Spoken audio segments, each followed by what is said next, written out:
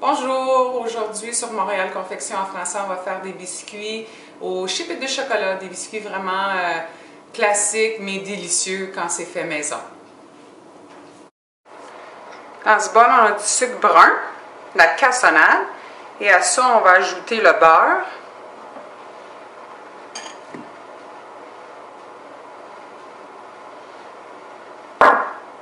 C'est important d'utiliser du beurre qui est à la température de la pièce. Si vous avez oublié de sortir votre beurre du frigidaire, mettez-le pas au micro-ondes, vous allez le fondre. Donc, c'est préférable d'attendre.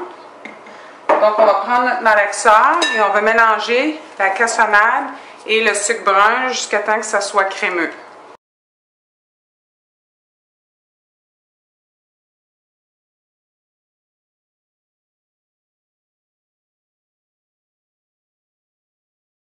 Une fois que le beurre et la cassonade est bien crémé, vous pouvez ajouter vos œufs et la vanille.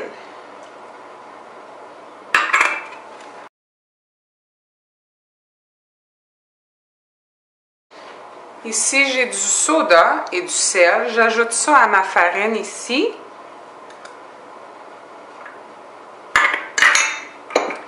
Et ensuite, je vais tranquillement ajouter ma farine. Donc, avant que ça soit complètement mélangé, j'ajoute mes chipettes de chocolat. Moi, je préfère des très petites chipettes. On verse le bol au complet.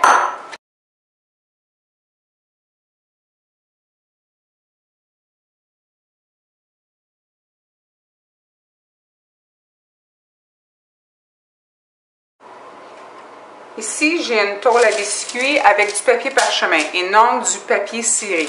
Du papier parchemin et du papier ciré, c'est pas la même chose. Ici, j'ai mon mélange à biscuits, la pâte à biscuits qui est toute prête. Et ici, j'ai une balance. Qu'est-ce que je vais faire? C'est qu'avec une cuillère, je vais prendre des boules de pâte de biscuits et je vais la placer sur la balance pour m'assurer que tous mes biscuits sont de la même taille. Et ensuite, je vais rouler des boules comme ça et je vais les placer sur mon papier parchemin.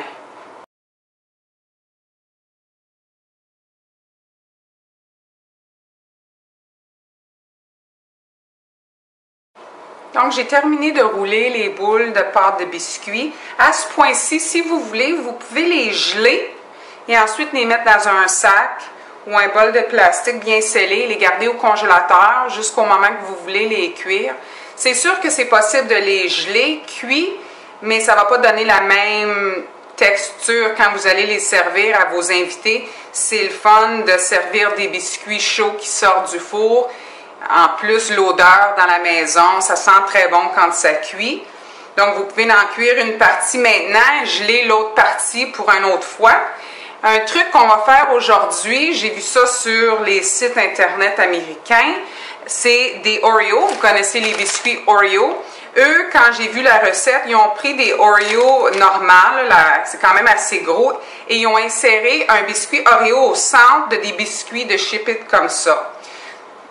Tout le monde disait que c'était très bon, mais ça doit être énorme. Un biscuit Oreo, en plus deux biscuits, un biscuit en dessous de Chip-It, un biscuit en haut, c'est un peu trop à mon avis. Donc, je vais prendre notre petite portion ici, je vais l'aplatir et je vais mettre un biscuit Oreo ici, un mini, qui se vend pour les boîtes à lunch d'enfants. Ça va faire une portion un peu plus raisonnable. Et voilà, on va faire un petit test, voir si c'est bon cette chose-là. Là, je ne les ai pas réfrigérés, ils sont encore très mous. Ça s'aplatit comme ça. Prends le petit biscuit. On voit beaucoup de choses comme ça sur les sites, le Pinterest. Il insère toutes sortes de trucs au centre de les biscuits de Chip-It. Il n'y a pas assez de calories dans un biscuit de Chip-It. Il faut mettre une palette de chocolat, des biscuits, du chocolat encore, du caramel. Si vous regardez, là, vous allez voir, tout et n'importe quoi inséré au centre de les biscuits de Chip-It. Aussi, quand c'est trop gros, ça cuit pas bien. Je pense que je vais avoir plus de succès avec des petites versions comme ça. Mon four est prêt. Je vais mettre mes biscuits à cuire. Quand on choisit une tôle à biscuits, plus qu'elle est foncée, plus qu'elle va faire brunir vos biscuits. Et aussi, il faut considérer l'extérieur de la tôle de biscuits. Ça dégage de la chaleur, donc ça peut brûler les biscuits qui sont ici. OK? Donc, on va commencer avec les biscuits Oreo. C'est important de permettre de l'espace entre chaque biscuit. Ils vont fondre quand on va les cuire. Donc, ils vont s'étendre. Ils vont se retrouver là en faire juste une grosse galette de biscuits. On ne va pas avoir une séparation. Donc, c'est mieux de permettre beaucoup d'espace pour ne pas être déçu quand ils sortent du four. Surtout ici, c'est la première fois que je fais les biscuits avec le Oreo au centre. Je ne veux pas que ça fonde tout ensemble. Voici les biscuits au Ship-It.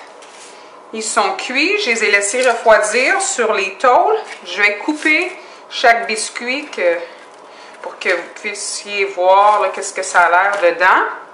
Donc voilà. Et celui-là avec le Oreo. Je crois que le mini, c'est bien assez. Donc, on va goûter à ça, le fameux biscuit. On va goûter à celui-là avant. Donc, si on aime un biscuit un petit peu plus croustillant, on les fait cuire un peu plus longtemps, plus tendre, moins longtemps. Ils sont très bons. Moi, personnellement, je les aime un peu plus mous. C'est seulement la première fois que je fais des biscuits dans mon nouveau four. Donc, c'est encore à apprendre, là, les temps de cuisson. Mais vous pouvez voir qu'ils sont très cute. Ils ont tous cuit à peu près de la même grandeur. Un succès.